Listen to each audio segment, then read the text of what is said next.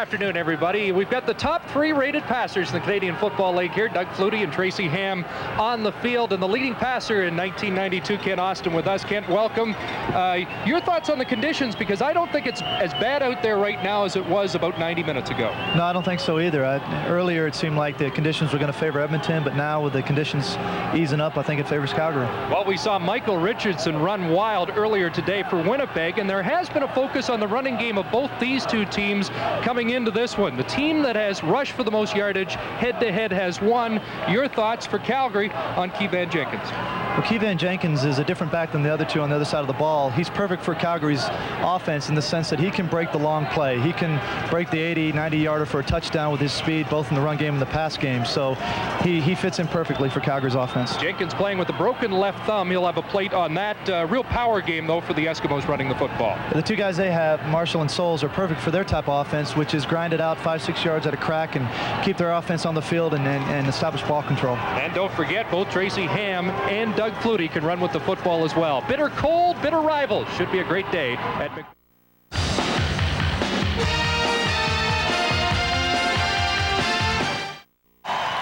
Calgary Stampeders won the toss but have deferred to the second half. So Mark McLaughlin has it on the tee. He'll be kicking off to Gizmo Williams.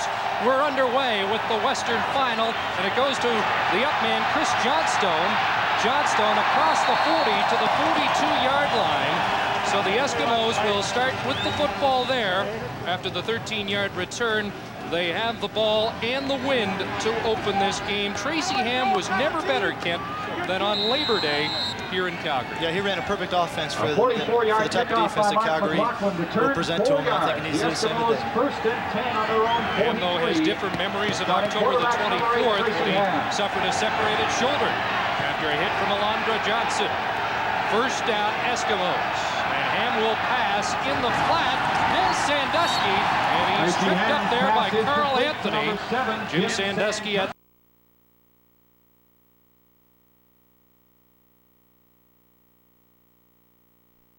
Here's the Eskimos backfield. Of course, Souls and Marshall. Henry Williams is the deep threat. And the slots are Casey Dunn and Craig Ellis. And up front, a very good veteran offensive line, Pierre Vercheval. Kent, probably the best run blocker they have. Absolutely. He's a great offensive lineman. He's done a good job for him in the run game this year. Second down, 3. Good situation for the Eskimos. More on that later. It's Blake Marshall trying to drive for the first down. He'll be close. Met by Marvin Pope, the new middle linebacker of the Stampeders. Put into the lineup in October, I think, with the Eskimos in mind, as he is the guy that's really helped them on run defense. Absolutely. That's a decision that they made to play Pope inside. As you can see, they've got Daryl Hall playing at halfback, which is his natural position. I think he's the best halfback in the CFL when he plays there. As you can see, Marshall comes up short. 3rd and a foot. Early movement, Ham off the left side. Should have it, but there is a flag down. Offside, Calgary number 81, first down Edmonton. It's Will Johnson. We used to complain to the referee about him bobbing his head and drawing the defense off sides, but he does such an effective job at it. You watch him today, he'll draw the defense off sides quite a bit. So the Eskimos with the first down have the football in Calgary territory at the Stampeder 52-yard line. Ryan Walling, the lone setback, play action, Ham being chased down by Will Johnson. Now outlets to Walling, who drops the football. Walling, who beat the Calgary Stampeders in the West Final a couple of years back with a big play. Here's the defensive alignment for the Stampeders and a veteran front 4. Excellent front 4. They'll put a lot of pressure on Tracy today. Pope in the middle now. They call him Big Daddy, and he'll fill the hole along with the all-star outside linebackers and a veteran defensive secondary. There you see Daryl Hall again, like I said, lining up at halfback. I believe he's the best halfback in the CFL. 2nd and 10 for the Eskimos. Ellis goes in motion. 3 receivers to the left side. They fake it to Walling. Ham with time, throwing for Sandusky. Incomplete. Daryl Hall was there, covering on Sandusky. There's an example of Daryl Hall's ability at halfback. 3rd and 10 Eskimos. Boy, Johnson got mugged as he tried to get to Tracy Ham, and Sandusky couldn't pull it in. Well, we saw 2 first down plays by the Eskimos. The first one, they got 7 yards. The second was an incomplete pass, and both teams saying the key to this game may be the Eskimos' efficiency on first down. Absolutely need to get positive yards on first down. If they get a second long situation against Calgary, they're in for a long day. Glenn Harper is set to punt to either Pee Wee Smith or Derek Crawford. And they get crossed up, and the ball into the end zone. Crawford hops on it. No yards is the call. Dwayne Odom encroached on that 5-yard restraining area. And let's see if the Stampeders give up the point or take the penalty. A 54-yard punt with the win by Harper. No yards. Edmonton number 36 decline. So they do give up the single point to get better field position. So the Eskimos have opened the scoring with 12:33 left in the first quarter. Are giving away a cellular phone. Number 83, Derek Crawford, who falls short. Welcome back to McMahon Stadium in Calgary, where the Stampeders offense has just executed its first play of the game, and already Doug Flutie is scrambling. 30 interceptions seems high. He had 21 at the halfway point of the season, just 9 in the second half. He gave up 9 against the Edmonton Eskimos. Well, what you need to remember is he's got 688 attempts. That's a lot more attempts than most quarterbacks in the league, so his percentage interception, I'm sure, was way down. A lot more than most quarterbacks, but not one I know of. Second down and 10 after an incompleted pass by Flutie on first down, and he has another incompletion. We thought Pitts had that, but couldn't squeeze the football. Eddie Thomas was watching the leading receiver during the regular season in the Canadian Football League, Alan Pitts, but very quickly, it's 2 and out for Calgary. Here's Pitts just running a simple curl route, runs a great route. The thing that Allen does early in the game, he's a great receiver, but he tends to drop the ball early in the game. As the game goes on, he gets better and better and better. So look for him to bring it on as the game goes on. Was dropping the ball early in the season as well, and then got red hot as the year went on. Tony Martino into the game to punt for Calgary against the wind. Line drive kick, and it's Sandusky at his own 50, trying to get outside, and he's nailed there by Daryl Hall, the All-Canadian defensive back a year ago. A 27-yard punt into the wind, and just a 2-yard return thanks to the work of Daryl Hall. Here is the statistical story head-to-head this year, Calgary against Edmonton. Look at the interceptions by. Edmonton's got 9 against Calgary. They're going to have to force turnovers today to have a chance against Calgary's offense. Quarterback sacks, you see Calgary's got 10 against Tracy Ham. There's another indicator of what Calgary needs to do defensively. I think what surprised a lot of people, the rushing totals were about even for both teams. First down, Eskimos at their own 50. Ham, big one way, and now keeps it. And Tracy Ham has a first down, running out of bounds at the Eskimo bench. That's a design play. That's called a quarterback counter. They show motion to the field, and Tracy just peels back and runs the counter backside. Well, Ron Lancaster says when Tracy Ham is running, he is in the football game. Blake Marshall leading him. Especially early in the game. Tracy seems to get in the flow better when he runs early. So it's a first down for the Eskimos at the Calgary 49-yard line. Eskimos operating with the wind. This is Souls trying.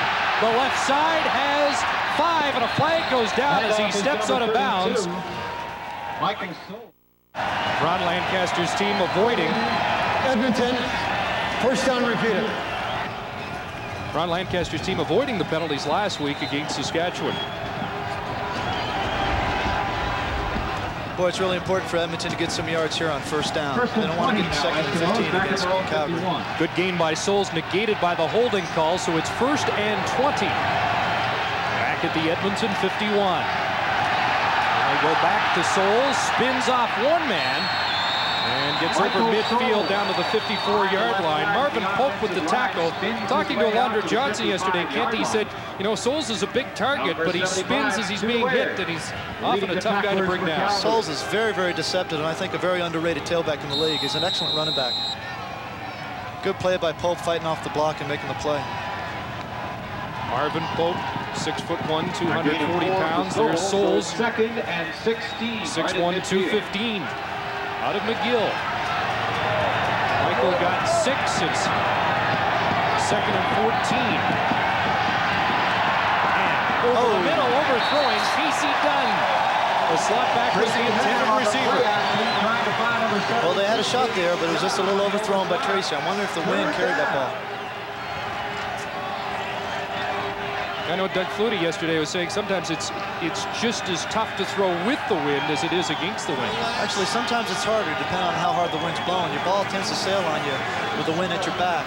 When you're throwing into the wind, you can throw it hard, the ball still stays down.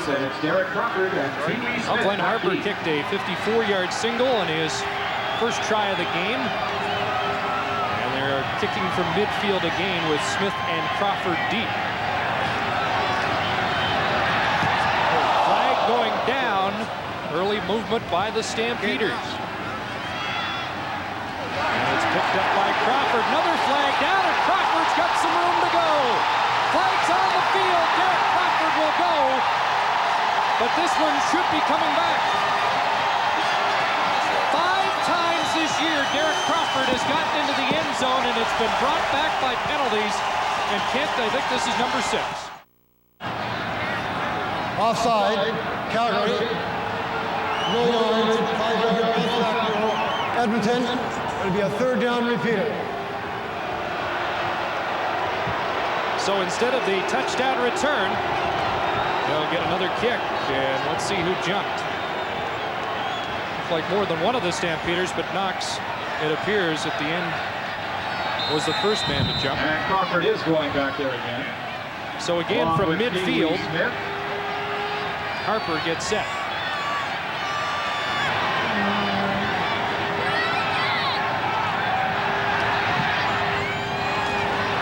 Better kick by Harper, and he kicks it out of bounds inside the 10. No return this time. Good job by Glenn Harper, and Calgary will start deep in their own zone. Glenn Harper. Just another great year by Doug. It's almost 6,000 yards passing, another 700 rushing. He's just an outstanding player. 8:50 to go. First quarter here at McMahon Stadium. Stampeders with the ball for the 2nd time in the game, and they're operating into the wind here in the first quarter. Here's Jenkins off the left side, and Keevan has a couple. I mentioned playing with the broken left thumb. He does have a Brought down by number 29, Enos Jackson. support on that thumb. Jenkins and McVeigh in the backfield. There are 3 1,000-yard pass receivers, Bland, Pitts, and Dave Sapunjas. And Derek Crawford's a deep threat for them as well.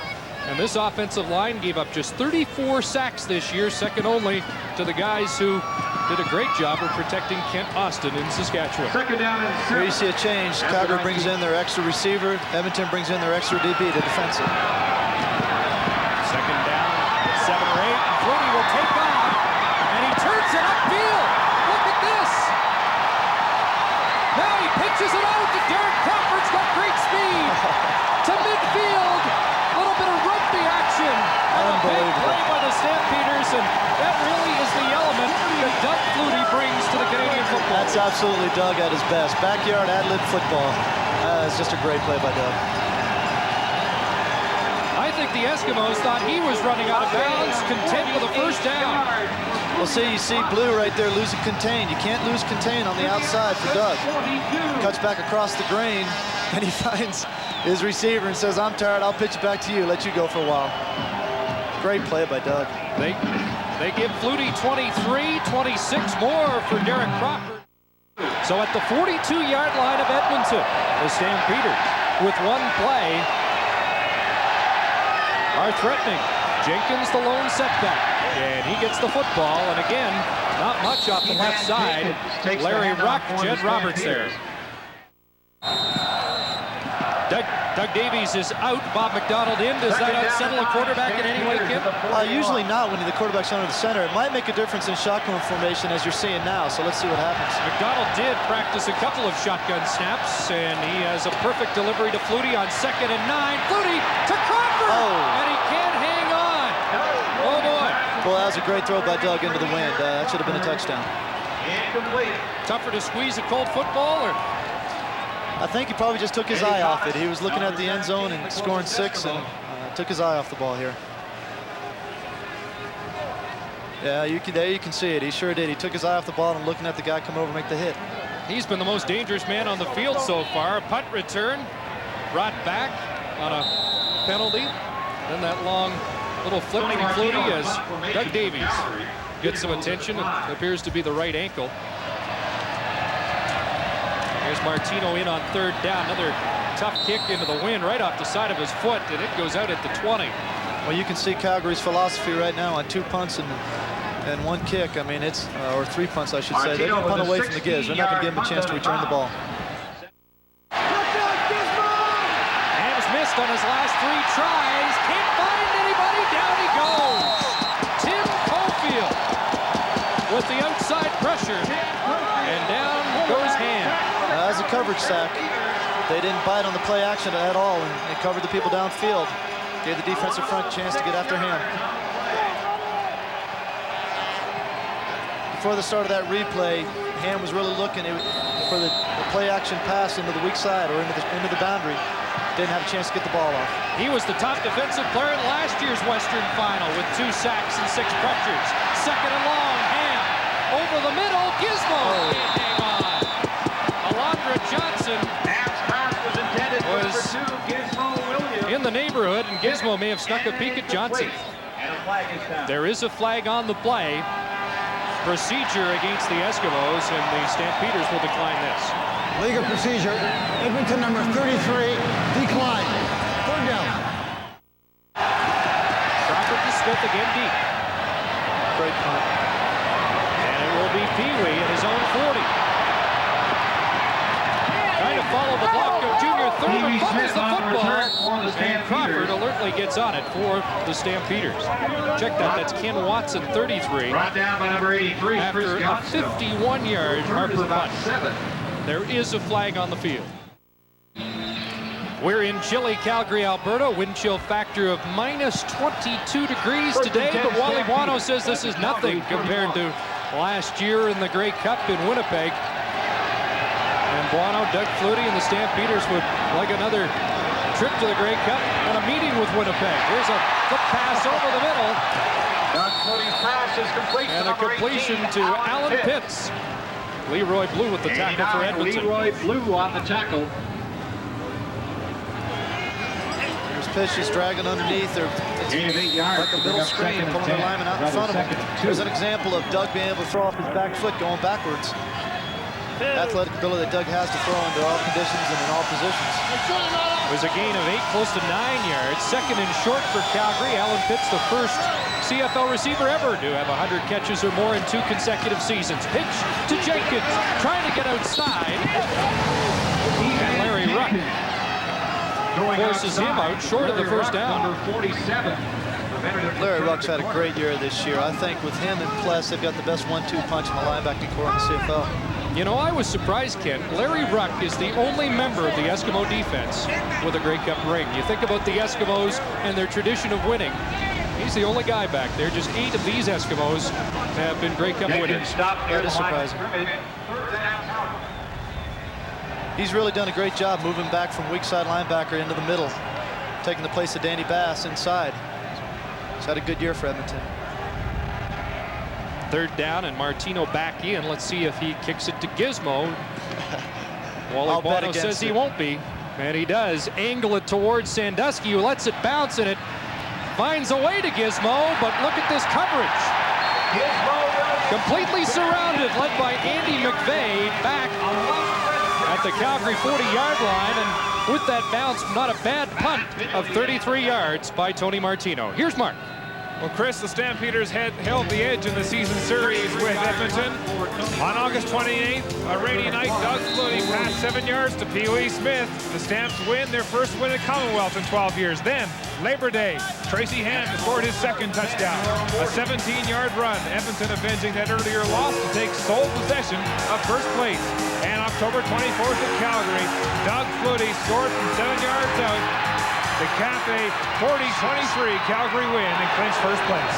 Tracy Ham just took quite a shot. Alondra Johnson, who says he can run step for step with Ham, nailed him there, but Tracy straight up. Tracy fumbles the snap. Looks like they've got him for a loss. With his athletic ability, he ends up picking up 8 yards. What a A play. gain of 7 for half. Second down, 3.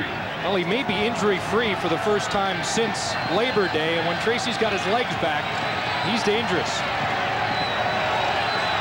Took a hit there. It's second down and 2. Give to big Blake Marshall, and he thunders Blake off the left Marshall side for a first down. pulls his way Marvin over the Pope came up to make the 50-yard tackle. line. There's that weak side trap again. They're going to run Number that play 91, quite a bit today. Marvin Pope on the tackle. Blake was delighted with news of the incoming blizzard when I talked to him earlier today. He wanted the snow last week against you guys at Commonwealth Stadium. He was a little upset when conditions were so nice. Well, I don't know what he was complaining about. He got a sloppy field nonetheless. And slippery too. First down, Ham throwing, looking for Sandusky. Oh, he almost made the circus Jim catch. Sandusky, number 7.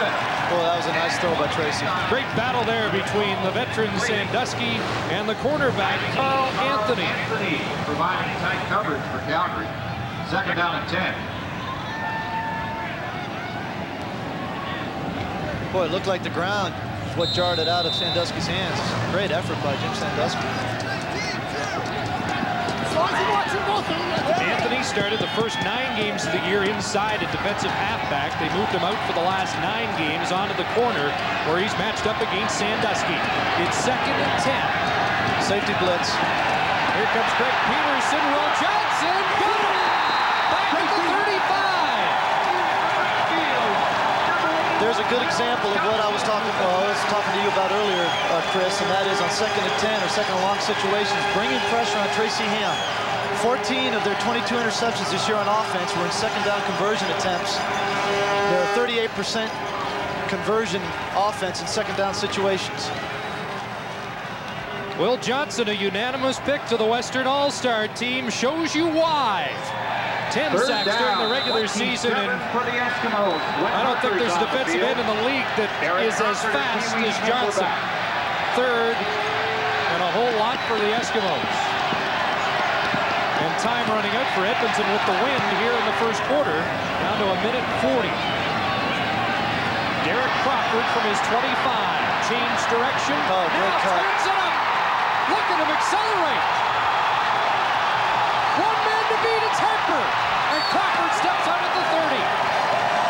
Well, the punter saved the day that time, but Derek Crawford, not Gizmo Williams, has been the most dangerous man on the field so far this afternoon. 48-yard punt, but a 54-yard Derek Crawford return. Watch the cut that Crawford makes to get past the initial line here. Right there. Great cut by Crawford to get outside. Glenn Harper has to make the play to save a touchdown. Calgary's got the best defensive and offensive special teams in the CFL, in my opinion. You know, Gizmo and Derek Crawford were teammates in the USFL with Memphis, and they were so good they named a team after them. They were the Memphis Showboats. And those two guys can really put on a show. So far, it's been advantage Crawford. 30-yard line. Flutie rolling to his right, pulls it down, loses it. That's a pass now. That's not a fumble. Well, let's see how the officials call it. Boyd loses on the ball. The Eskimos. That was a forward pass. Turnover. We're going to have another look. I think if you watch on the replay here, Doug tries to, even though he throws it underarm, if he throws it forward, it's a pass. That's what he's complaining about. Doug's absolutely got a beef here.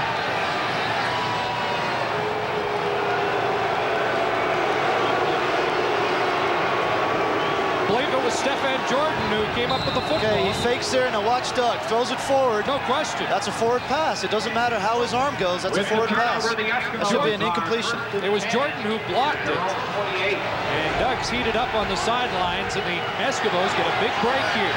45 seconds to go. There's that weak side run play again. Marshall, nothing doing. Marvin Pope filled the hole. A true run linebacker. Kent Wally Bono says he's a lot like his old teammate, Carl Cronell. Well, so far it looks like a pretty good decision to move him inside a linebacker, move Darryl Hall out to halfback. Now for the fans at home, you can throw the ball overhand or underhand. You can throw it any way you want, as As long as it goes forward, it's considered a forward pass. And with Doug, it's off and sidearm. There's a pass over the middle for Casey Dunn. Kent Leonard supplying the coverage, but Dunn makes the catch, and the Stampeders now are arguing that call. They didn't think Dunn had his hands on it. That looked like a pretty good completion to me. Captain Leonard, number 30 on the coverage. Flutie keeping warm at the Stampeder bench. And this will be the final play, barring a penalty in the first quarter. Eskimos lead by 1-0. But they perhaps want it more with the win. Over the middle, and that's a free ball for Greg Peterson. The 9-year safety has the ball and is down at the 40-yard line. So a theft by the lawyer, who is also a safety for the Stampeders, veteran Greg Peterson on Tracy Ham. There was a holding penalty against the Eskimos, which will be declined. So first Flutie gets up the ball, but the Stampeders get it right back. With the Eskimos leading the Stampeders 1-0.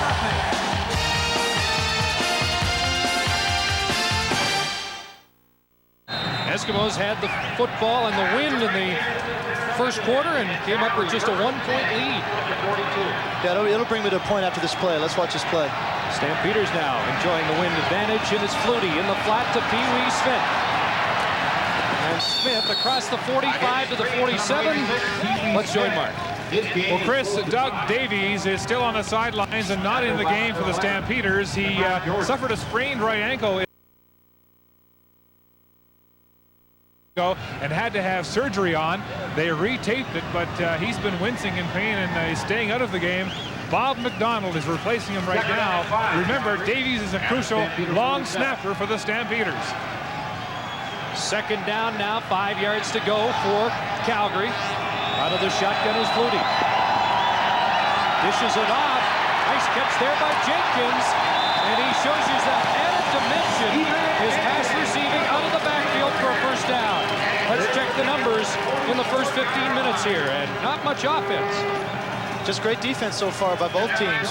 But I think on that last play, you see an example of a tailback that can come out of the backfield in a wide open offense like Calgary runs. It can be utilized as a receiver. It's a great threat. And again, even with the plate on the left thumb of Jenkins to protect the broken thumb, he's able to hold on to the football. First down, Stampeder. Fake to Jenkins, and here's Flutie getting outside, gets a block, and he has a first down out of bounds at the 33-yard line. Watch the old dead leg, as we call it here, that Flutie gives. Was it Stephon Jordan? Flag is down. Unnecessary roughness. Calgary number 25. After the first down had been gained. That's Dave Sapunjas, and we're going to get a look at what happened after Flutie had the first down. Oh, yeah. You can't throw a blow to the head. It doesn't matter if it's just a graze or not. I mean, you absolutely cannot do that. They're going to throw that flag every time. Sapunjas on Larry Reck that time. So they do have a first down, but the football... He's got 5 receivers to the field. Back at 47. 5 receivers right side. They go to the left and have a completion down at the 20. They absolutely should not have completed that ball, and I'll tell you why. They put 5 receivers to the field. They do not adjust Enos Jackson. Enos Jackson was still into the boundary. They should have had cut cover into the boundary, or 2-on-1, I should say, and they should have never been able to complete this ball. There you see Enos Jackson. Right there, should have been 2-on-1 on that receiver backside. Instead, it was just Damian Lyons, and Carl Bland has the catch. He had 21 during the regular season against the Eskimos. Now they've got 5 again. Flag down. They're not going to get this play off. Legal procedure. Calgary number 64, still first down. Well, it was the veteran Ken Moore, who used to block for Ken Austin in Saskatchewan, who moved, and it will be first down over again in 15. You can see Edmonton scrambling around now. If you look at the secondary, you can see him scrambling around on how to adjust to that 5 receivers out to one side. First and 15 now at the Edmonton 25. 12:15 to go, first half. But McMahon 1-0 Edmonton. Now they've got 3 into the boundary. Bad shotgun snap. Flutie in trouble, shovels it away. And it's knocked down, and Willie Pless might have had a chance at an interception. There may be an example of having a new center in the game on the shotgun formation. That's Bob McDonald. So even though Calgary's got the wind at their back, the center is snapping the ball into the wind in the shotgun formation. It's a lot tougher. Of course, he was the starting center for most of the season. Again, the 5-pack goes right. One receiver left. We got one-on-one short side. 2nd and 15. Flutie has time over the middle. Pitts can't hang on. Flutie threw a bullet and it hit Pitts right in the hands. 3rd down and 15. Ooh. Looked like Leroy Blue. Big hit by Blue. Should have been caught, though. Yep. That's a couple that have been dropped by the Stampeder receivers so far. Well, that's Allen's tendency. Early in the game, he'll drop balls that he should have caught. But as the game goes on, though, he turns it on. For a 32-yard field goal attempt. So now McLaughlin comes in to attempt a 32-yard field goal. And McLaughlin puts it through. The leading scorer during the regular season has put Calgary out in front. The score, the Stampeders 3, the Eskimos. We'll watch to see if Pitts is back out for the next offensive series for the Stampeders. Right now, 1st down Eskimos. They trail 3-1 in the game. Tracy Ham, look at Will Johnson again. Ham fumbles the football, gets it back. Tracy Ham With Will Johnson in pursuit. Now I know why you take that 3-step drop and just throw the ball, Ken. Well, I'll tell you, Will's one of the toughest rush ends in the league to get outside contain on. Even if the ball hadn't come out of Tracy's hand, I think he actually got more yards because the ball did come out of his hands. Will had him wrapped up. Would have been a loss. Instead, they get a yard, maybe 2 on the play. Will Johnson has been a force here early. He sat out the last game of the regular season to rest. That game against Saskatchewan. And Johnson has the fresh legs right now.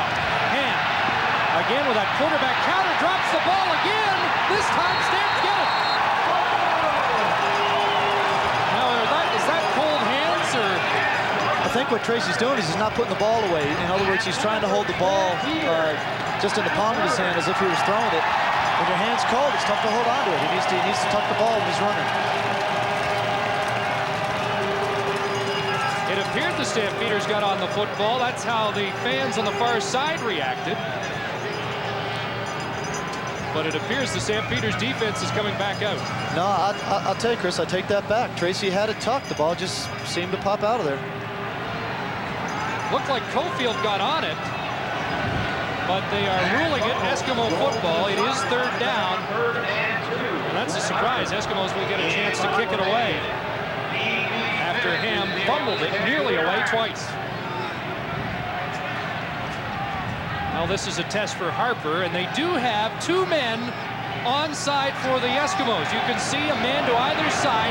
Dan Murphy and Eddie Thomas are behind Harper, and they are eligible to go down and pick up any loose ball. Harper kicks it downfield, and quickly on it is Pee Wee, and he's knocked out at the 51-yard line. Another flag is down. 10:16 left here. First half at McMahon Stadium. Stamps have the lead and the football. A tough shot on the head in that last series. He came out of the game and told athletic therapist Pat Clayton that he couldn't remember the play he was involved in. But right now, he apparently is okay to continue in this game. 10 at their own 50. He's just looking skyward there. I'm not sure if he is okay. Here's Flutie in the flat, low delivery to Keevan Jenkins. Flutie's pass was intended for number 23, Keevan Jenkins. Came up just a bit short. Coverage for the Eskimos. Supplying the coverage for the That's a play that Calgary run quite a bit. If you'll notice, they'll bring Sapungis in from the outside. He'll try to tie up the rush end and then release him. And Doug will either have the option to throw outside or underneath to Sapungis after he lets the rush end go. 2nd and 10 at the 50. Doug's dad on the sidelines taking pictures today. Dad Richard here for the first time to see his son play in Calgary. 2nd down. Flutie throwing for Sapunjas. Doug Flutie's pass Sapunjas is the outlet man for Flutie. He caught the pass, but is well short of the first down. Tackled immediately by number 11, Stefan Jordan for the Eskimos. What a year for Dave Sapunjas. Last year, he had 9 catches. This year, he had 77 for 1,317 yards. Sapunjas has really made their offense a lot better, in my opinion. When you go to a 5-receiver offense, you've got to have a 5th receiver that can give you production. And Sapunjas has done that this year for Calgary's offense. Well, the Stampeders with 3,000-yard men this year. Saskatchewan Roughriders also had 3. It's only happened 8 times in CFL history. Tony Martino in on 3rd down. And Gizmo Williams backed up into a corner. Great coverage. There's not much. He fumbled it. Calgary's got it. Doug Davies is down. The long snapper with the bad ankle has the football. He's hobbling off, but he didn't waste any time getting downfield. Boy, that's absolutely what you don't want to happen in a playoff game. That's turn the ball over, especially on special teams.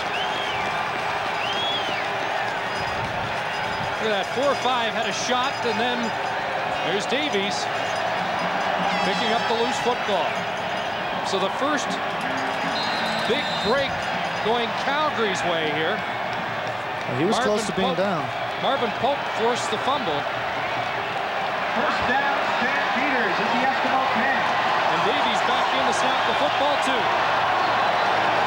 First down from the 10. Flutie will keep. And he'll score!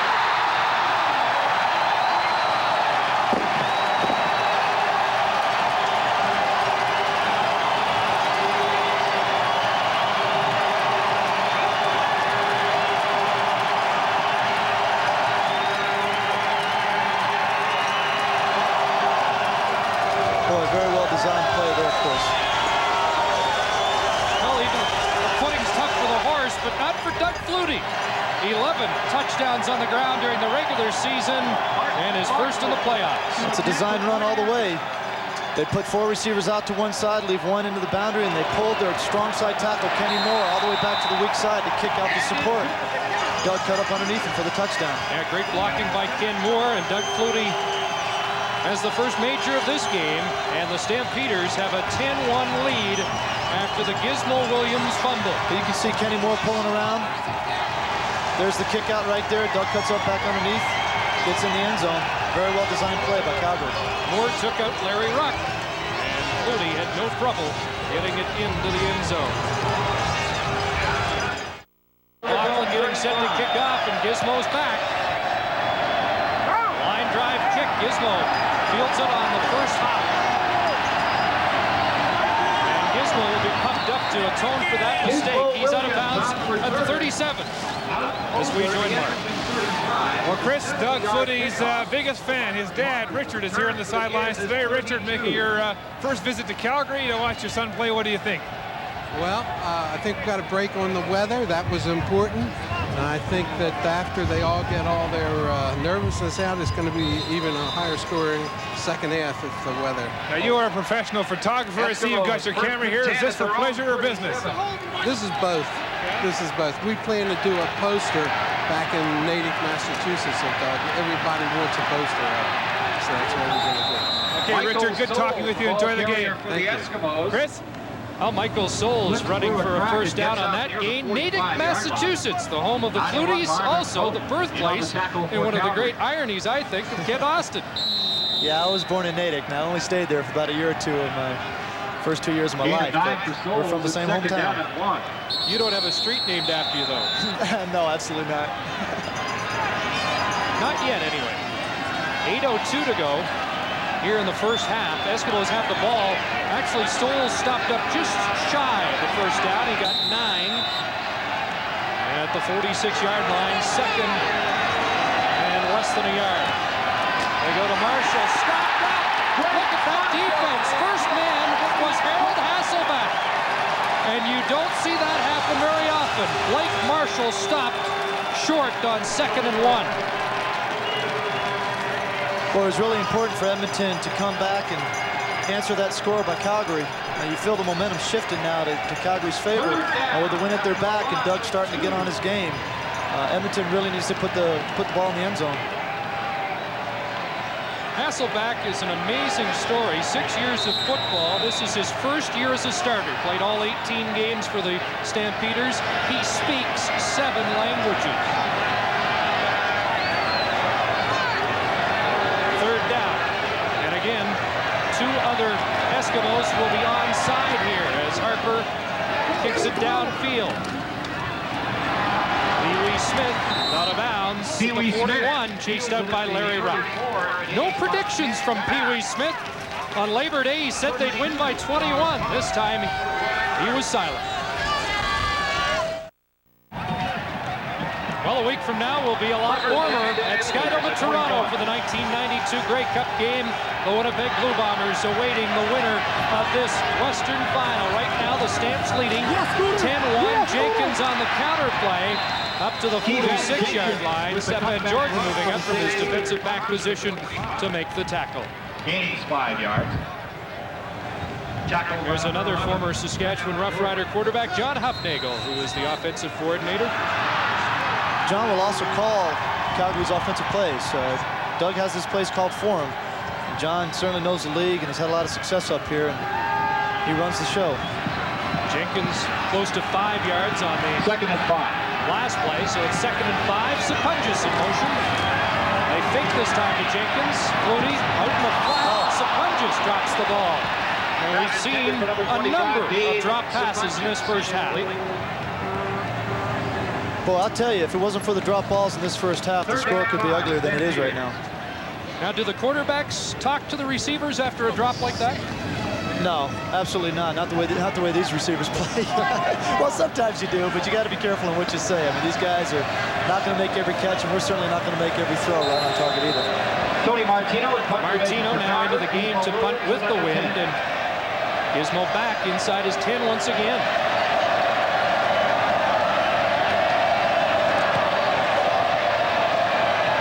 Good kick with the wind. He gets a bounce right along the sidelines, and that added an extra 10 yards.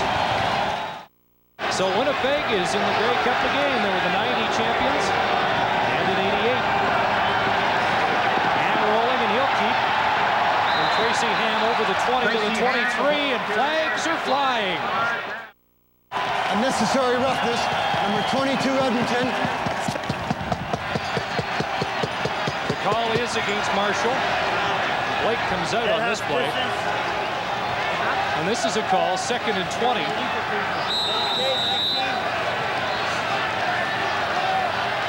And there's the hit by Marshall. It was on Sreko Zizakovic. Expect Edmonton to throw the ball here and expect Calgary to come after Tracy. Pretty tough here.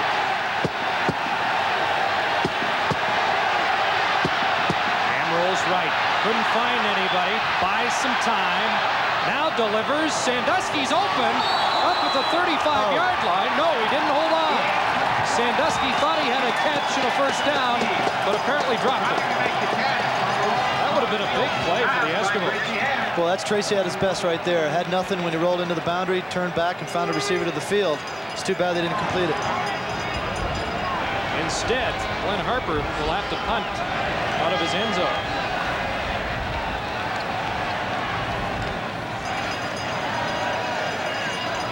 Watch this block by Brian Walling. Now, he's outmanned, but look at him staying on Will Johnson here. Eskimo punter Glenn Harper is Gets right back in his face, gives Tracy a chance to throw the ball. That's just a great job by Brian Walling. Very nice job by Walling. 5'8", 185 on Big Will Johnson, and well, it did bounce into the hands of Sandusky. So 3rd down, and Harper's going to give up the 2 points. Or is he? Yes, he will. For a second there, faked as if he was going to throw the football, but a designed safety all the way. They give up 2, and it's now 12-1 for the Stampeders. From his own 35. So the kickoff will come from the 35. Sean Fleming kicking deep to Derek Crawford, who's been a handful for the Eskimos so far this afternoon. This kick comes back. Eskimos have it. Oh, the Stampeders let the ball bounce, and that's a mistake. And Edmonton gets a break they badly needed. It appears that Jed Roberts came up with the football. Well, Chris, I think there was an absolute mix-up on who was going to field that ball. There's miscommunication out there on the field. Calgary 49. That might have been the wind playing tricks on Crawford, who thought the ball would get to him, but then it just hit the turf and bounced backwards. Yeah, that's exactly what happened. It took a great bounce for Edmonton, bounced right back to him. Now let's see what the Eskimos do with it. First down at the Calgary 49. Souls up the middle. Down to the 42. He has close to 7. Marvin Pope. Tackled by Big number Daddy makes the 93, tackle. Kent Warnock. Edmonton still determined to run the ball on first down and try to get positive yards running the ball. Trying to stay out of second and long. I still think they're going to have to throw the ball some on first down to have a chance to score some points against Calgary. Calgary number 5 this year in the league against the rush, but the numbers went much better when Pope entered the lineup 6 weeks ago. Second down and 3. The Eskimos with Blake Marshall should have the first down. Close to that first down stick. Warnock with the tackle, along with some help. Warnock Some speculation, though, Kent, that Blake is not 100% yet. I don't know how you found him last week running against the Riders, but there is a lot of discussion about whether or not Blake Marshall is at full steam yet. He seemed to me last week that he wasn't running with the same intensity that he did earlier on in the year. Now, you got to remember, he was out for, what, 7 weeks with that injury, so it was obviously a lot more serious than people had thought originally. Eskimos are 9-2 with Marshall in the backfield. First downs are even, but the score isn't. It's 12-1 Calgary. First down, Edmonton. Souls up the middle again. Ron Lancaster told us last week when they faced Saskatchewan that even if the running game was not successful early, they wanted to stick to that game plan, not to get away from it. And we're seeing here against the wind that they've got to establish something on the ground. On the bottom of the pile. Well, more importantly than that, Chris, they've got to establish positive yards on first down, and they've done that the last 2 times on first down. They've picked up 8 yards a crack each time. And so it's 2nd and 2. 3 minutes, 23 seconds to go. First half.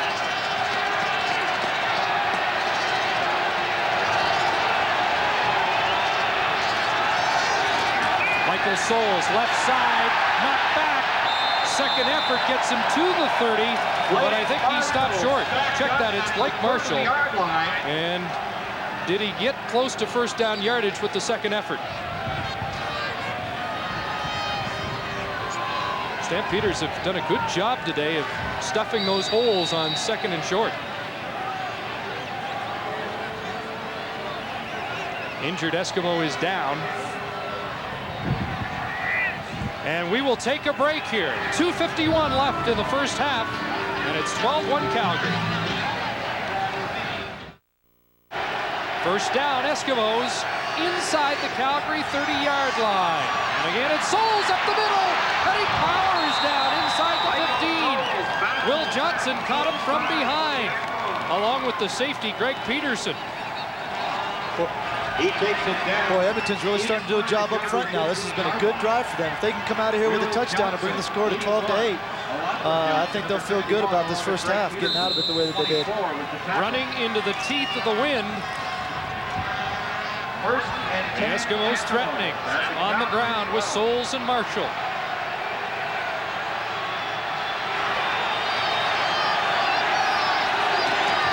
Back to Souls again. No hold that time. Marvin Pope's there. Second down for the Eskimos. Ham will look into the end zone. Gizmo, touchdown!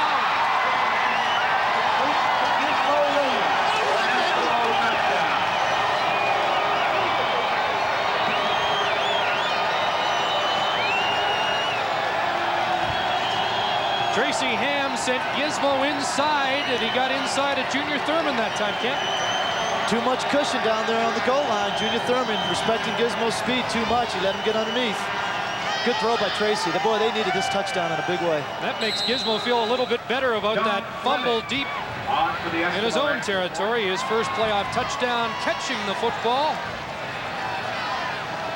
And this one has tightened up dramatically with that impressive march downfield. Fleming adds the single point. 1:48 to go here in the first half at McMahon. And Gizmo's got the Eskimos within 4. Here you see Tracy rolling away from the place that he's throwing. Just throws a quick post route to Gizmo, and Junior Thurman giving too much cushion. That's one of the few second down and long situations that Edmonton's converted today.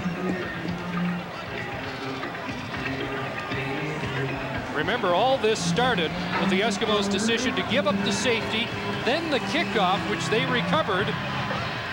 And after that, the Eskimos march in, capping the drive with the touchdown pass to Gizmo Williams. It was a 7-play drive for Edmonton into the win. Edmonton right in the football game now. Another short kick. This one will be fielded by Crawford at the 53-yard line. Jed Roberts, first man down again for Edmonton. Boy, I don't know if I like that decision.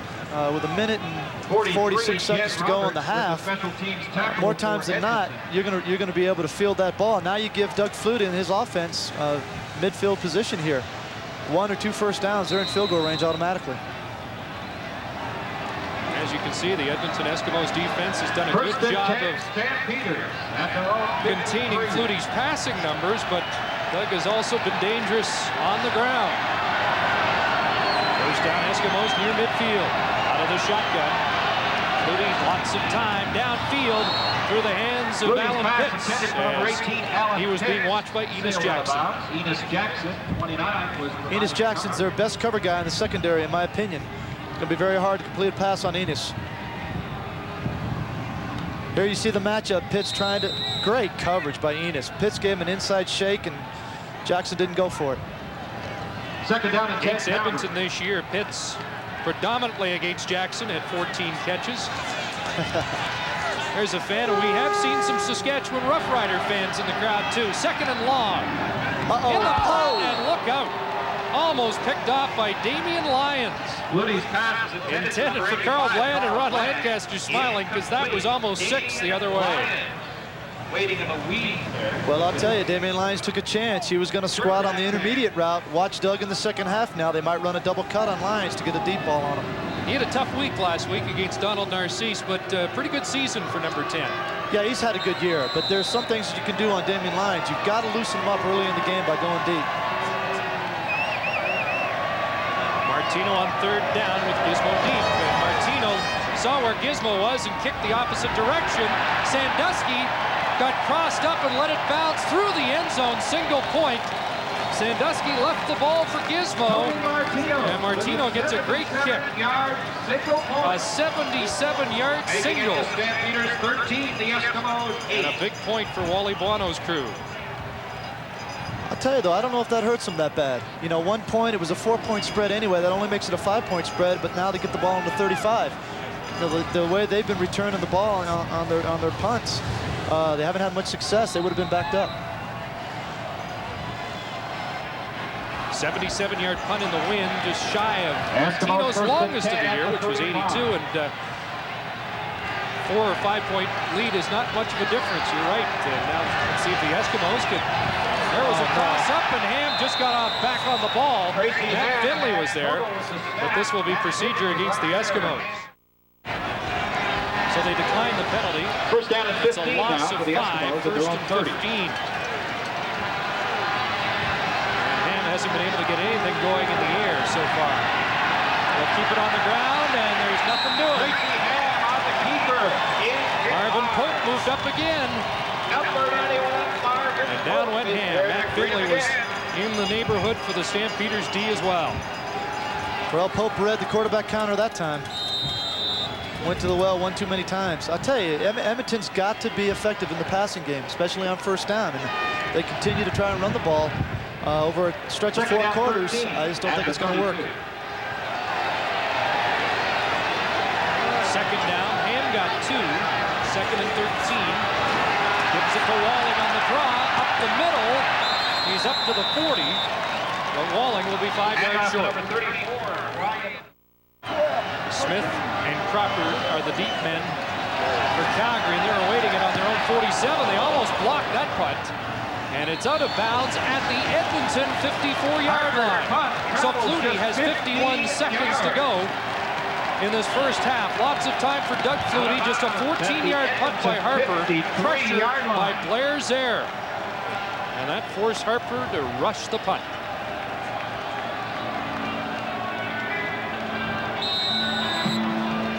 Zare got one earlier this year against Winnipeg. Just enough of a hurry. And into that wind, a short punt by Harper has given the Stampeders a chance to add to their lead. Out of the shotgun, Flutie. Now rolls right. In the flat, complete to Bland, who took the hit. And did he drop the ball? No, he hung on. That ball seemed to pop loose on contact, but apparently Bland kept his concentration and got control of the ball again. 45 seconds left. 2nd and 1. The short yardage unit is in for the Stampeders. And they get to McVeigh, and he has the first down and a little bit more, down to the 41. Willie Pless with the tackle. And back out come the wide receivers, Crawford and Smith, along with Bland. And they'll operate without a huddle here as Flutie calls the signals at the line. Now the clock will begin to run. No pressure. Now into the flat, complete again to Bland, and he steps out, stopping the clock with 32 seconds left. Flags out of bounds at the 35-yard line. I often have the question asked, the 2-minute drill so effective, why don't they do that for 60 minutes? Because you wear everybody out on offense. The game goes fast enough up here without having to run it the whole game. Bland in front of Larry Ruck that time, stopping the clock. Doug just finding the soft areas in the zone. It's interesting, that statistic, because the Stampeders opened the scoring in each of the 3 meetings between these two teams, but by the half, the Eskimos had led. Here's Flutie on the draw play out of the shotgun, and Willie Pless was right there. Willie Pless. Boy, Edmonton will take that. You know, that last pass play was a 7-8 yard gain, and now they got about a 2-yard gain on that one. It's now 3rd down and a yard to go, and you know from Flutie's reaction, he wants to go for it, and the fans here, close to 30,000 like this, they're going for it on 3rd down, but the clock's running too. They get it out in the flat to Bland. Great defense. And he may not have it. Travis Oliver moved up and made the play. It's short. Wow, what a lift for Edmonton's defense. Well, missed opportunities is perhaps the story of the first half for Doug Flutie and the Stampeder offense.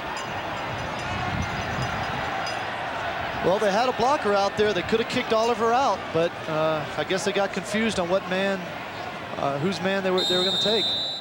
And although it's a 5-point lead, you would think the Eskimos have to be going to the dressing room feeling pretty good about the situation at McMahon after 30 minutes.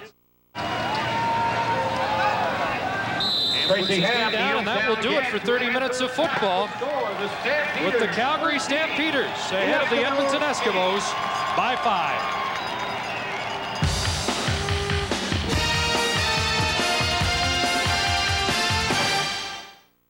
Calgary's an excellent fourth quarter football team, especially offensively, so it's important for Edmonton to establish something here in the third quarter and to score some points. McLaughlin gets a hold and now kicks it off. Gizmo takes the line drive at the 30. Waits for the blocking to set up, now switches gears. Trying to get outside, and Gizmo's in trouble. Down back at the 32. Darryl Hall stopped up Kent Leonard's there. And Gizmo gets just 3 yards on the return as we check the stats after 30 minutes. Boy, the time of possession is what really surprising to me. 20 minutes on the side of Edmonton. You would expect Calgary to have it on their side, but that's Edmonton's game plan. Stay on the field and keep Doug off the field. Turnovers even. There is the play selection in the first half. Well, there's no surprise there. It's 2-1 pass versus the rush for Calgary. Tracy Hand, first down for the Eskimos. Blake Marshall with the carry, and Marvin Pope with the tackle at the 35.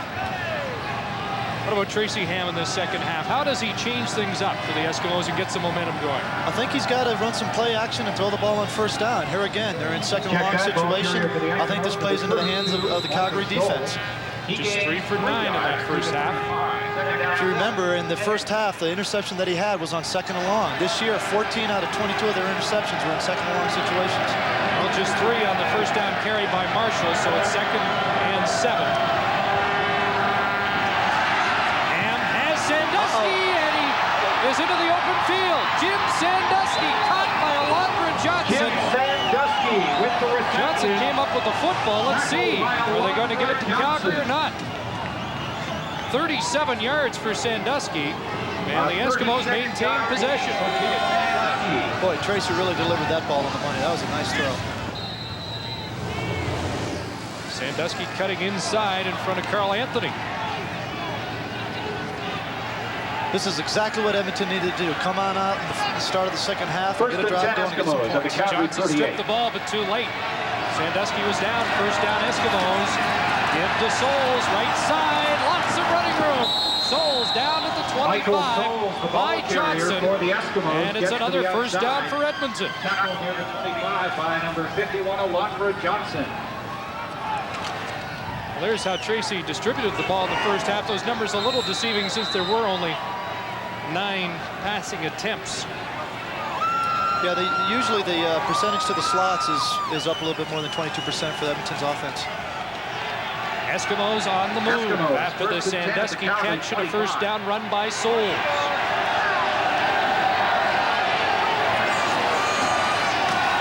Give Marshall straight up the middle. Powers down to the 15. Cofield finally with the stop.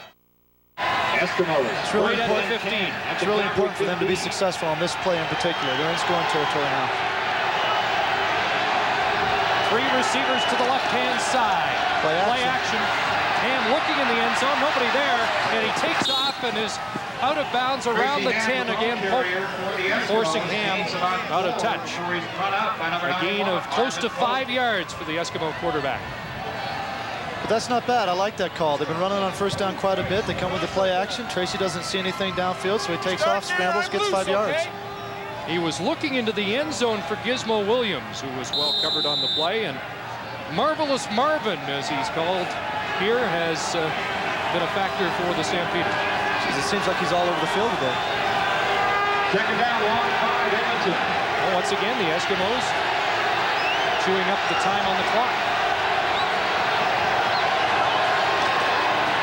Give to Souls, and Souls diving down to the 5. He should have another first down. Again, Pope there on the tackle. He's got it. But Souls extended himself and got the first. Here we see Pope flowing to the ball, fighting off the block and making the tackle again. He is all over the field. He's having a great game.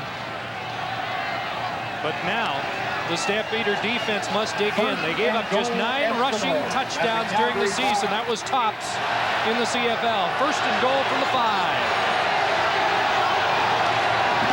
Ham will keep himself, and he's in. Touchdown, Tracy Ham. Well, I think that was a broken play, Chris, and Tracy, with his athletic ability, just got the touchdown for Edmonton. Great start for them at the start of this half. They really needed this. They got a real boost from their defense late in the first half, and they come out here in the second half.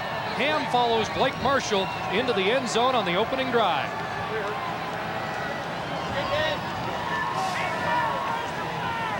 Yeah, he was kind of ahead of Blake there. I still say that was a broken play. Tracy just made it happen. The hero of a week ago, Sean Fleming.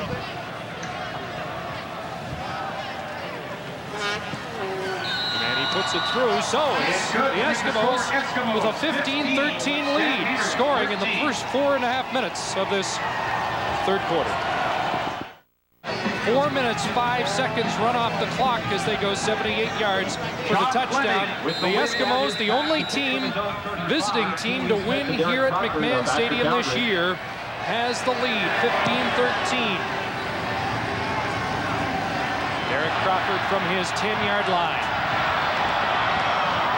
And he's cut down at the 22. Michel Bourgeau. For the Stampeders. Brian Wallach down, holding the 20-yard line. that return to just 11 yards. Number 94, Michel Good shot of the two Bourgeau quarterbacks, Lancaster and Ham. Boy, Tracy just outruns him to the corner. Hope's giving pursuit, but he's just not fast enough to catch Tracy. Tracy scored the exact same way on Labor Day, and here's how the Eskimo bench reacts. Ron Lancaster knows hands at his best when he is doing just that. Let's see if Calgary can answer here. Flutie trying to sprint outside, gets away from one man. Look at those moves. How about Doug Flutie? And he is out of bounds at the 31. He got hit by Eddie Thomas, but Flutie bounces up. And he has a gain of 8. Good block from number 31. Just give me a break, Doug. It's a gain of 8. Good night. He outruns Blue. Blue makes a valiant attempt there. Does his little patented spin here. Boop. That's on Willie Pless, top defensive player in the West this year. Boy, Doug just making things happen. That was a good play. Second down running yard for at the 31. Doug Flutie in the first half. He had 141 yards in their opening game victory over Edmonton this year. Andy McVeigh. And Andy McVeigh will be close to the first down off the right side, but this may require a measurement. What should be a routine third down gamble is executed on the field, and an easy surge by Flutie off that left side behind Rocco Romano. And they get the first down. Well, who was the last home team to win a West Final? 5 times in a row the home team has lost. Know the answer, Ken? Yeah, I believe I got this one. Well, the team that won that year did not go on to win the Grey Cup. The last home team to win the West and then go on to win the Grey Cup, the 85 BC Lions. Key Van Jenkins was on that team, and he's the lone setback here, but Flutie sprints out right side. And it closed up in a hurry there. Doug Flutie darts for the far side. Well, who was the last home team to win the West? It was the BC Lions. Or check that, the Eskimos. Losing to Jordan, number 11, came up quickly for the hit. The BC Lions 41-5 in Commonwealth. Then going on to lose to the Hamilton Tiger Cats in the Grey Cup game. So it's 2nd and 7. That was excellent support, that last play by Stefan Jordan. He saved Doug from making another big play. Well, just a 3-yard gain for Flutie. And it's 2nd and 7. Under pressure, Flutie got hit, but Pitts has the catch at the 50-yard line. And Doug Flutie was racked up after he delivered the football. Benny Goods on Flutie, but Flutie's okay. With the tackle, but not before. Pitts with the catch moves the sticks. Well, that's a great example of Doug throwing off his back foot away from the pressure and still being able to complete the ball. Been compared a lot to Tom Clements for his great vision downfield, even when a guy's in his face, like Benny Goods. First down, Stampeders.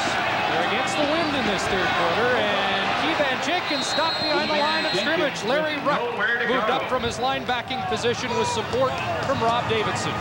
Larry Ruck, number 47, was up there quickly, so was 36, Dwayne Odom. Great opportunity here for Edmonton to stop this drive by Calgary, get the ball back. 2nd and 12 or 13 yards here. I know Ron Lancaster last week was telling us that Larry Ruck just hasn't got enough credit. Didn't make the All-Star team this year, but Ruck and Pless in the middle make a pretty formidable combination for the Eskimo. 2nd and long, Flutie delivers, first down. Big catch there by Pitts. Just inside the 50-yard line, and they only needed to get to the 50 for the first. Great route by Alan Pitts. We call this a curl smash. You watch him, he'll come on down, he'll curl back to the inside and smash back outside. There's a curl inside, work right back outside. Perfect route, perfect ball. It's good execution by Calgary's offense. Beat Dwayne Odom there, and Alan Pitts now has 4 catches on the game, and as you forecast in the first half, after a few early drops, he's right in it now. Stampeders moving against the wind here, and it's Jenkins up the middle to the 46 for 3. Lloyd Lewis is there with Pless.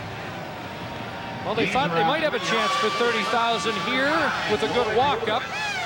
The bitter cold temperatures might just keep them short, but a pretty hardy group of fans from Calgary and a number of bus loads from Edmonton on hand enjoying this one. I see a few riders, Spurt, in the crowd there too, Chris. Yeah, there's been a few flags with Saskatchewan colors. 5:43 to go, third quarter. And now the Stampeders with a good ball control drive of over 5 minutes, but down goes Flutie. Jed Roberts is there. Lewis as well, and Roberts celebrates the sack. Chris, I believe there's a flag down. This might be interference in the secondary. Oh, they picked it up. They only sacked Flutie twice this year. Legal procedure. Number 18, Calgary, declined. Third down. Pitts jumped early, and instead it will be third down. Both sacks came in the first game of the year, but Lewis and Roberts Tony there at about Martino the same stands time for to zone get 40. Flutie In here. punt formation, Gizmo Williams and Jim Sandusky. Martino against the wind. That ball doesn't go as far when it's frozen. It's like kicking a rock. Martino moving up to try and pick up the loose ball. Flags are flying. Sandusky alertly hopped on it for the Eskimos. Now, will they wipe out the no yards, or were there more people there than just Tony Martino? Eskimos open the second half with a touchdown scoring drive. The Stampeders worked 4.5 minutes off the clock without it getting any points, but that's also important, Kent, when you're playing against the wind, just trying to keep it away from the other team. Now the Stampeders defense will try and dig in. They don't want to be too far behind when they get the win in the fourth quarter. Souls off the left side, and he has 3 up to midfield. Stu Laird, the fireman, in on the tackle. It's a good surge by Stu up front. Number 91 was there again. Stu told me yesterday, he said, you know, I asked him, you guys have been playing with the pressure of going back to the Grey Cup for 6 months. He said, a lot longer than that. He said, the day after we lost the Cup last year, we resolved ourselves to coming back. In the flag, oh boy, Carl Anthony couldn't hang on. Stepping in front of the intended receiver, and he chucked up the 6 points before he caught it. Well, I tell you, that's a long throw to throw the out to the field like that. Watch for Edmonton now to run a double cut possibly on Carl Anthony to try and get a deep ball on him. Anytime you see a corner squatting like that, try and run a double cut on him, get the big play. In the meantime, Ham's just thankful that one fell to the turf. And they should be able to pin the Stampeders deep. But Harper had trouble with the snap. Gets it away, and what a blast that is. And it's out of bounds. They're going to mark this one inside the 10. What a recovery by Glenn Harper. Near disaster turns into a great punt for the Eskimos. With a 51-yard punt that goes out of bounds. Great recovery. Boy, to drop it like that and then to pin him down on the 9 was a really good play by Glenn.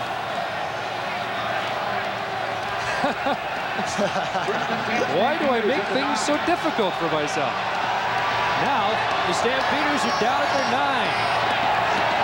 Watch for Calgary to try to get dug outside here. No, right up the middle to McVeigh on the first down play to the 12. Short yardage. Goes inside from the Stampeders, crosses the 10-yard line. Pretty conservative for Calgary's offense. I felt like they tried to roll Doug out and give him the option to run or throw. Blue on the tackle for the Eskimos. Gain of 3. Clock running with 3.5 minutes to go now in the third quarter as the Stampeders continue to operate against the wind. 5 receivers now into the game for Calgary. 2nd and 7. There's that rollout we were talking about. Flutie throws downfield and has a completion. Alan Pitts, Flutie's favorite receiver, comes up with a clutch first down grab. Good coverage by Jackson. Pitts just won the battle. He positioned his body well on this play. If you watch Jackson here, it's another good matchup here. There's a bump by Jackson. He's trailing him. He's got good coverage, but Pitts just shielded him off for the reception. Allen's coming on, just like I said in the first half. And a big first down throw by Flutie. He knows how important that is, so they don't have to kick it out of their own end zone. Pitts, a lot of people compare to the great Willie Armstead. first Stampeder receiver to lead the league in receptions since Rudy Linderman in '74. Evan Jenkins powers his way up the middle, and he has 5. Leroy Blue tackles him, and we join Mark. Well, Chris, I've had to lower my flaps. The sun is down. It's getting a little cooler. I found someone else here with similar apparel. Flames, Darren Fleury.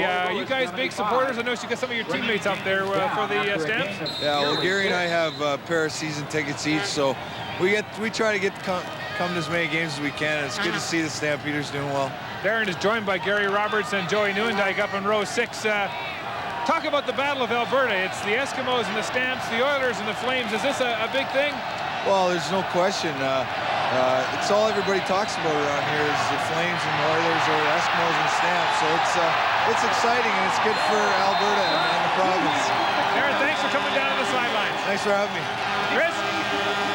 There's Gary Roberts with his own hat apparel cheering on Doug Flutie, who just rushed for a first down for the Stampeders. And when you're operating against the wind, Doug's got to do this once in a while to just kind of stretch the defense out. Well, because of that play there, it looks like Calgary's going to get out of this quarter. Only being 2 points down, they're going to have to win at their back in the 4th. First down. A minute 10, and the way Flutie's running the ball, 8 for 72. Who knows? Maybe they'll have the lead by the end of the quarter. Fake to Jenkins. Had to cut back inside. Leroy Blue stopped his progress outside. And Flutie gets back to the line of scrimmage and not much more. Doug did get back to the line. In fact, they give him a couple of yards on the gain. It'll be 2nd and 8 for Calgary. Their own 52-yard line. Under a half minute to go now, 3rd quarter. Flutie dropped the shotgun snap and just has to get back on the ball. That'll be a loss of 7. Lloyd Lewis pinned Flutie. Have 2 men onside. Martino thought about pulling it down, and there's a great punt into the wind. Sandusky. No yards flag is down, and Sandusky's down at the 47. Crowd reacting. They don't agree with the flag here. Get a no yards penalty, gives Edmonton great field position. Calgary number 34, first down Edmonton. Andy McVeigh. Eskimos first and 10. Last shot for Ham in regulation time with the wind. And he'll use it to go to the air. Scrambles out of trouble. Let's see if they track him down. Big block there by Souls on Tim Cofield. For the Eskimos, Kenton Leonard. And Tracy gets near midfield. They'll change ends. It's the Eskimos by 2 after 3 quarters.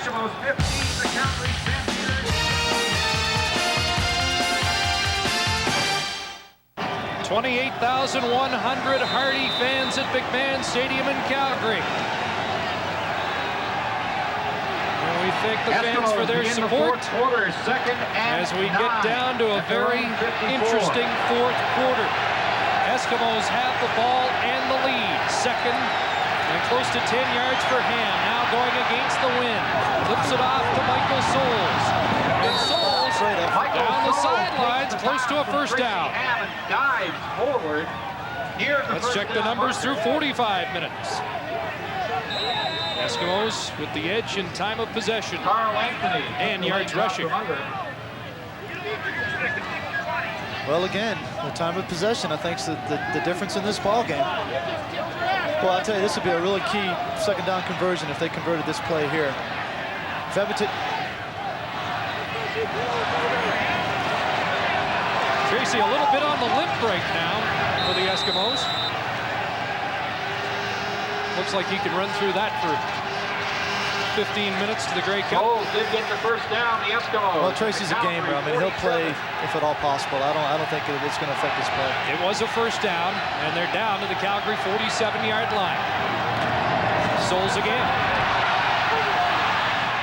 And he stutters his way down to the 40. Pope again on the tackle, but he has a way of kind of picking for his yardage. He doesn't really attack the hole, but he always seems to find it. Souls has a great feel for the openings.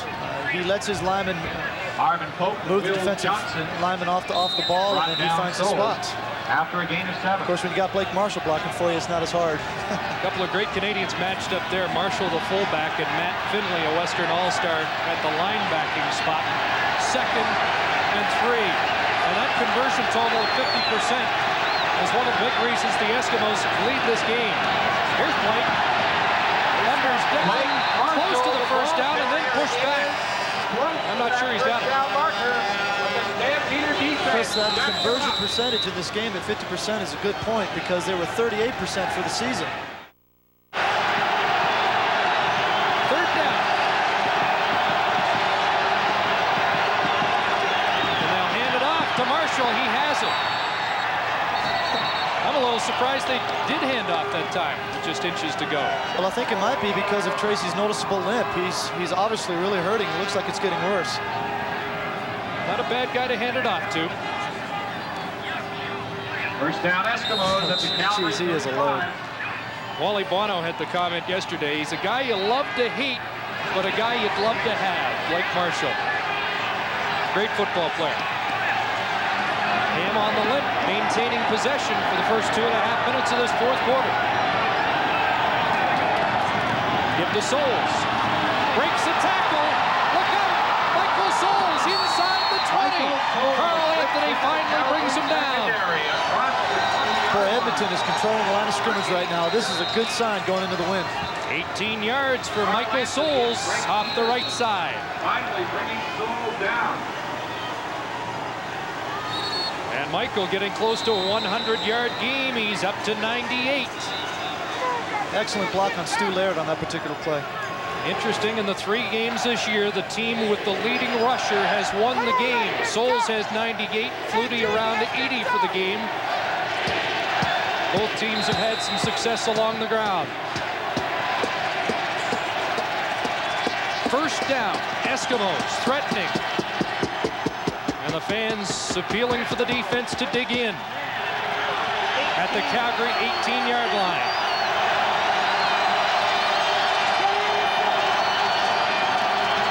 Give to Walling, up the middle, Walling churning down to the 13, close to 5, and the limp becomes more noticeable. Crosses the 15-yard line before he's warmed under. Boy, Tracy's even having a hard time getting the ball to his running backs in the run game. He's had shin problems this year. The groin problem slowed him for quite some time. Last week he said he was the healthiest he's been since Labor Day. And now it's second down and a long 4. And he has 3 receivers left. Hands off Walling to the short side of the field. Walling close. Closed down by Pope. And this will be close to a first down.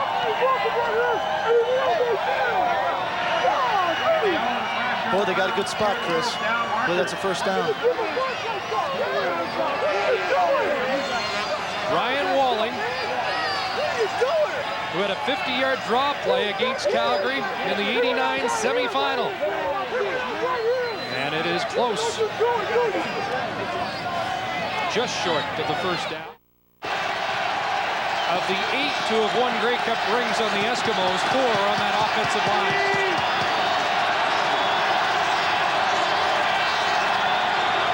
Tracy pushes up. He's got it. Good surge by the offensive line. Could have a first down.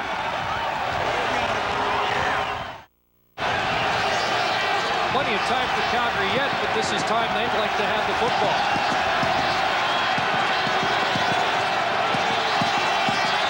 First down for the Eskimos. Souls up the middle. Wow, Driving. what a surge. Touchdown. What a run. Michael Souls, Edmonton touchdown. What a great surge by Edmonton's offensive line. They are totally dominating Calgary's defensive line at this point in the ballgame. And the Eskimo faithful cheering that touchdown march. A little concerned about Ham. We might have seen Ham for the last time in this game, but I don't think the Stampeders have seen the last of Michael Souls. He goes over 100 yards and over the top for the Eskimos here for a touchdown. Don Quinlan on the Edmonton point after. What an upset this could be. Fleming adds the extra point. It's a 9-point Eskimo lead with just over 9 minutes to go. 13.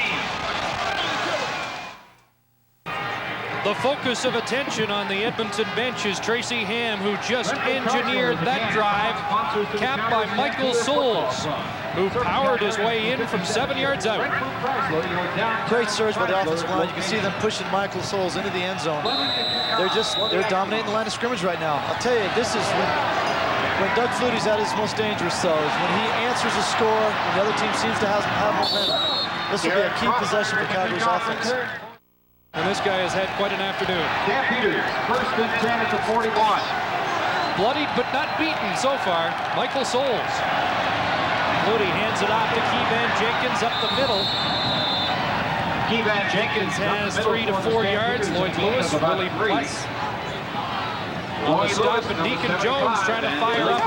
39. The Stampeders at the bench. He's called the Secretary of Defense.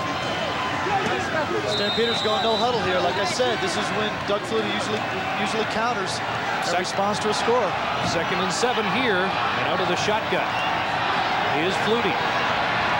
Throws to Jenkins out of the backfield, and he can't hang on. And what a way for the Eskimos defense to follow up the touchdown, forcing Flutie 2 and out. Good read by Doug. Threw underneath in the coverage. Should have had a first down. Big uplift for Edmonton's defense. 8:48 left. Will we see Tracy Ham on the next series? Still getting attention at the bench. Looks like they're retaping the right ankle. Martino kicks it away. Line drive kick, and Sandusky inside his 20. Nailed by Ken Watson at the 26. So now the Stampeders defense must hold. Tom Mickey coming onto the field. Tom Mickey into the game in relief of Tracy Ham. He's done a good job as a backup quarterback for Edmonton, but he comes into a pressure cooker, Kent. He needs to make some first downs. Hands off to Souls, who's turned back that time by Pope and company. And Larry Rickman looking very anxious at the Calgary bench. Well, what Mickey needs to do right here is put some first downs back to back. Even if he doesn't score, get a field goal. They need to change field position here, and he cannot turn the ball over.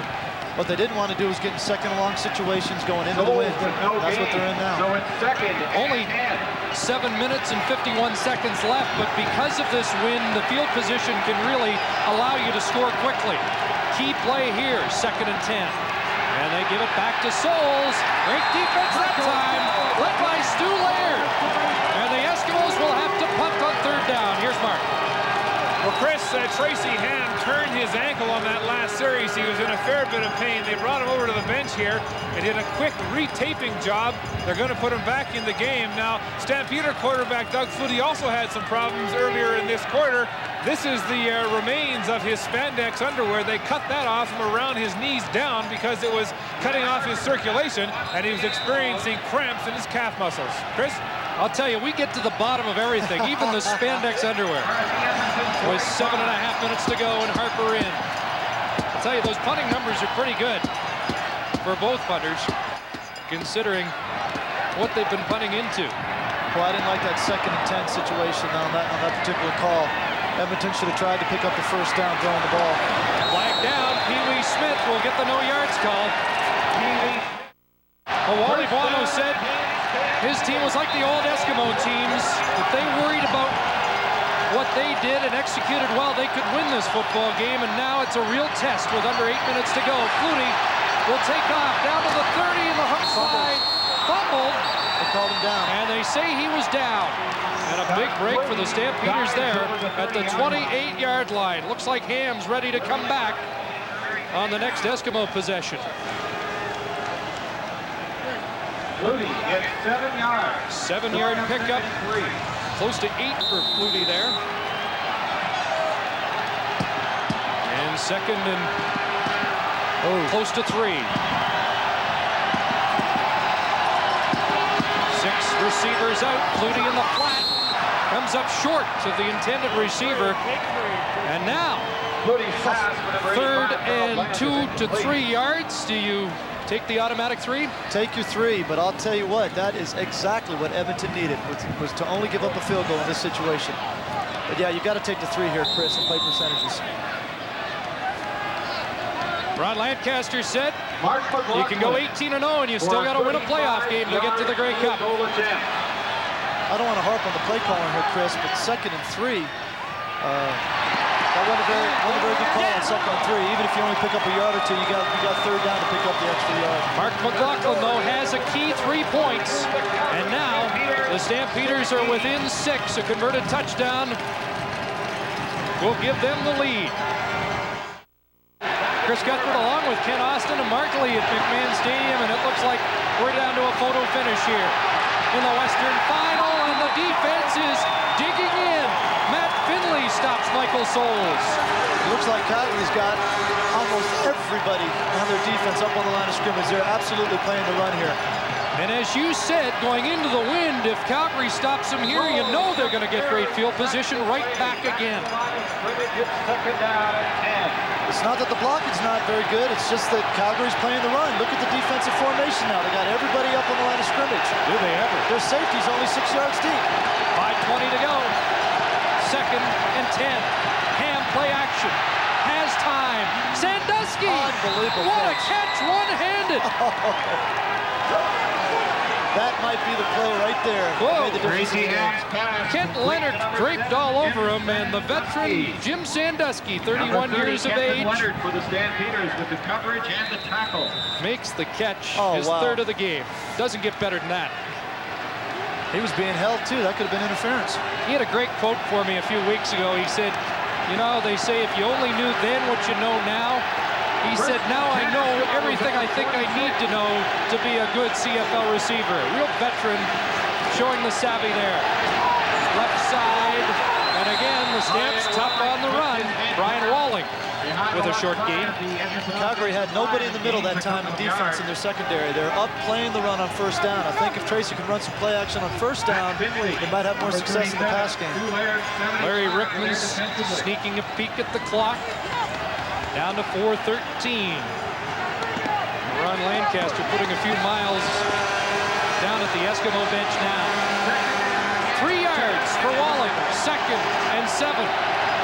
Nobody in the middle again.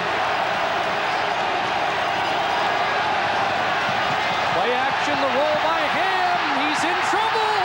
Down he goes, and what a big defensive play that is by Streko Sizakovic. Well, brother Lubo lost today as a member of the Hamilton Tiger Cats, and Sizakovic wants to make sure his family is represented by somebody at the '92 Grey Cup game. Eskimos after the loss. The key to that play was Will Johnson. He would absolutely not let Tracy get outside contained. Sizakovic was able to make the play as a result. I'll tell you, Tracy shouldn't have given up yards in that situation. Tough to lose yards when Glenn Harper now has to kick into this wind, and it seems to now be gusting a little harder. Smith and Crawford deep. Not too deep, though, because of the wind. Here's Pee Wee. And he's going to run backwards. Let's see if he can turn it around. Thomas with a big play. For a moment, it looked like Smith would be able to spring that one. Boy, Thomas really battled his man very well on that play. He saved the touchdown, I think. 22-yard punt. And Eddie Thomas prevented a big Pee Wee Smith return. Smith had the game-winning touchdown last year in the West Final. Called the catch here in Calgary, 66 yards. He had the overtime touchdown catch in the first meeting of the year. Coming down to 3 minutes to go, and Doug Flutie has to generate a touchdown march. Under pressure, throwing incomplete. Looking for Dave Sapunjas. Good pressure up front by Edmonton's front four. Under 3 minutes to go. It'll be 2nd and 10 Calgary when we return. Another great 6 hours of football on CBC today. Earlier, Winnipeg trouncing Hamilton to advance to the 80th Grey Cup. This one's still very much Up in the air. Flutie, 2nd and 10. Yep. The Stamps down by 6. Going downfield, it's picked off! Picked off by Larry Ruck at the 50-yard line. What a big play that is for the Eskimos. Chris, I was telling you before. Number 25, the Stampeders, who made the tackle. I was telling you before that play started that watch Edmonton rush 3 and drop 6 underneath with 9 people in their secondary. That's exactly what they did. They had good coverage underneath. Larry Ruck makes a great play. Right there. He's one of the 6 that were underneath in that particular coverage.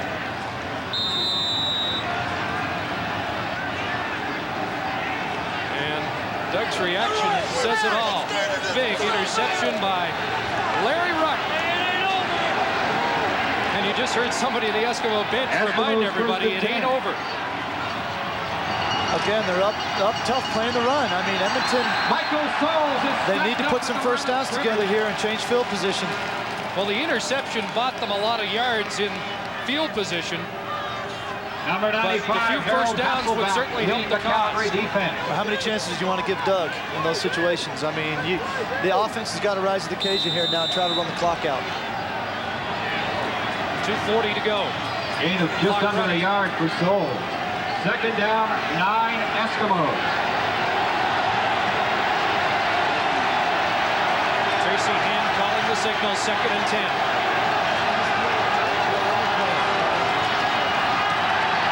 Over the middle, wide open, Jim Sandusky to the 42.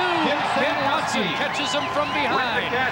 That is 3 big plays now that Jim Sandusky has given Edmonton's offense. The start of the second half on the first drive, he got a big play. He got a key first down a couple of series ago, and now he picks up another one for Edmonton's offense. You know, they really have held him in check the last 2 weeks, but Sandusky breaking loose here. Had a big series against Calgary this year, 13 catches and 3 touchdowns coming into the game. He's 4 for 72 this afternoon. First down. Michael Soles. Hit at the line and pushed back. Soles, number 32. Marvin Pope again leading that rush defense for Calgary. Well, I'll tell you, Edmonton's going to be in 2nd and 10 every time if they continue with this philosophy. However, it's working for them. They're running the clock down, and they seem to be converting. You look for number 7 again. Sandusky's been the prime target here. Well, I think you run a very high percentage pass play here. Don't turn the ball over. If you pick up the first down, great. If not, you punt them deep. No safety in the middle again, Chris. Little trouble with the exchange from center. Will Johnson can't get him, but Cofield does. Behind the line of scrimmage, back at the 45, so the defense does force them into a punting situation. And a run for Johnson finished it to bring up 3rd down. 4th sack of the game for the Stampeders D. Boy, Tracy almost lost a snap there. That could have been a big boost for Calgary if they'd gotten that fumble. Great pursuit by Cofield. Geez, he chased him all the way down from the backside. And Smith back at their own 20. I think that timeout was a good call. Let Flutie manage the clock, not the Eskimos. Yeah, I think that was a good call. Oh, they didn't kick it out of bounds. Oh, yeah, they did. Takes a hop, and it's Pee Wee Smith. Getting a few yards down the right side. Well, remember last year, it came down to the final minute. Danny Barrett was the quarterback, and he sent Pee Wee Smith deep. And Roy Bennett couldn't catch him. Called the catch. Pee Wee took her right into the dressing room and all the way to Winnipeg in the Grey Cup game. Can Calgary come up with last-minute heroics like that again? Well, this is when Doug's at his best. Yeah, he's not bad in the last minute. Over the middle, Sapunjas. Up to the 45 and almost to midfield. Big play for the Stampeders. Larry Ruck with the tackle. Sapunjas has 21. It's a slot screen, Chris. They brought Sapunjas underneath, pulled the lineman out in front of him. Great call. Well, we saw what you could do with about 20 seconds last week. Flutie has an eternity with a minute to go here. Sidearm pass, players can't hang on. And that was catchable. Pass for number 85, Carl. Yeah, that should have been caught. Bounce stop, number 29, Enos Clock stops with a minute 2 to go. And it's second down and 10. How many times have the Edmonton Eskimos broken the hearts of Calgary Stampeder fans? Well, the Stamps get a chance to shake all of that again here. As Doug Flutie tries to pull off the march to give him his first playoff win in the CFL. Second and 10. Lots of time. Oh, he's got him. He's got him. To the 15. Alan Pitts.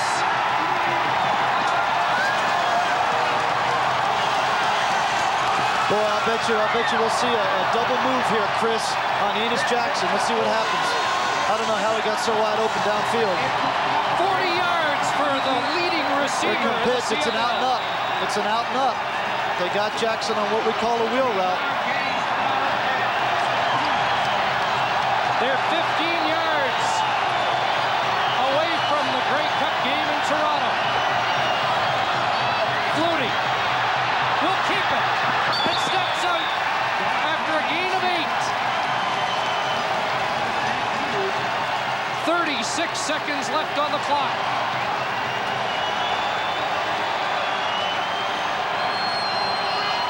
Boy, I am really surprised that Enos Jackson gave up a double cut in that situation. We're good! They mark it at the 9. They give Flutie 8. Check that, about 7 for Flutie. It's about 2.5 yards for a first down. 3 receivers to the wide side, 3 receivers to the short side. It's going to be a run all the way. Yep. Flutie has the first down to the 3. 33 seconds to go. And this is why Larry Rickman paid a guy $1 million a year. I think I read once that he won 16 college games at Boston College. In the final minute, Doug tried to call a timeout there, but he doesn't have one to call. And the clock will start running. I think Doug forgot that they called it on the Eskimo punt. He's going to run again. Right off the right side. Touchdown!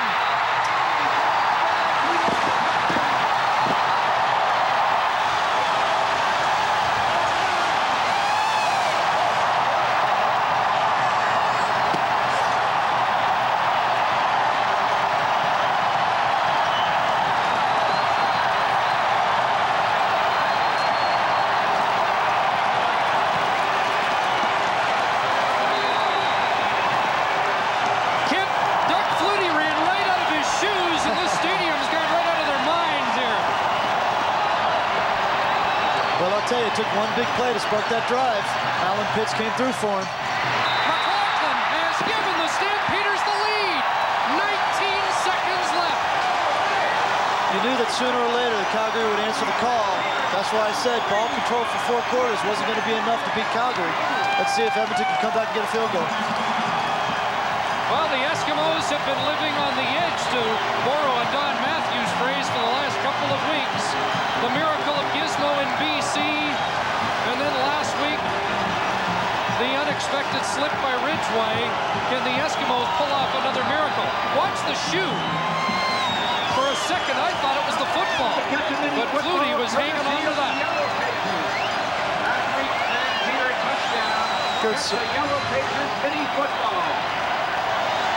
I guess you could say that Flutie put his best foot forward and gave the owner plenty of reason to celebrate.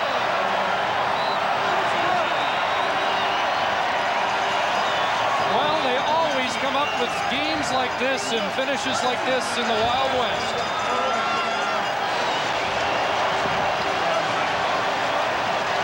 Now, they need a miracle from Gizmo. Special alignment. They won't give Gizmo a chance to return this. No, absolutely not. They're not going to kick the Gizmo. From the kickoff. 19 seconds left. Well, maybe they will.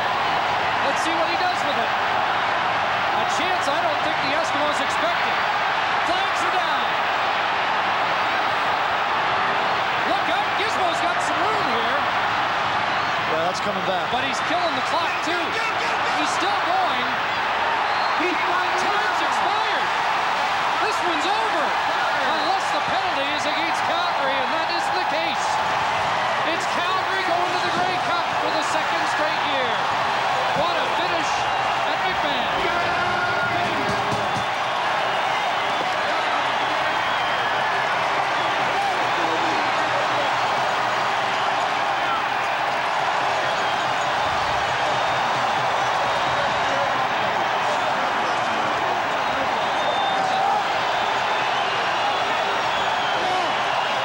Edmonton's luck finally ran out on him. Kent, you know the joy of winning, like the Stamps have won here today in such dramatic fashion, and you also know how tough it feels to lose this way as well.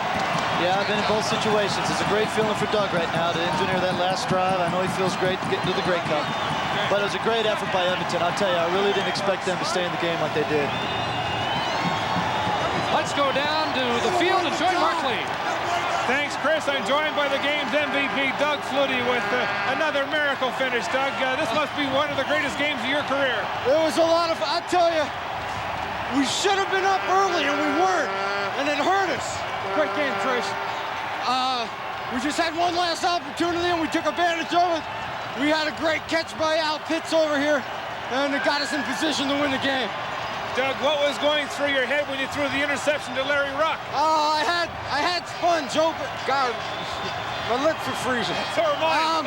I had Sponge open behind him, and I just threw it off balance and didn't get it up and over. I was disappointed, obviously, but it's just one of those things that happens. Tell us about the feeling in the huddle, Doug, as you were marching down the field. The first play to Sapunjis and getting a good gain got the confidence back, and that's what we needed. And from there, we just kept going. So it was basically a feeling of confidence once we got that initial first down. Doug, congratulations on a great game. Thank you very much. Doug Flutie leading the Stampeders to a 23-22 victory in the Western Final. We'll be back right after this.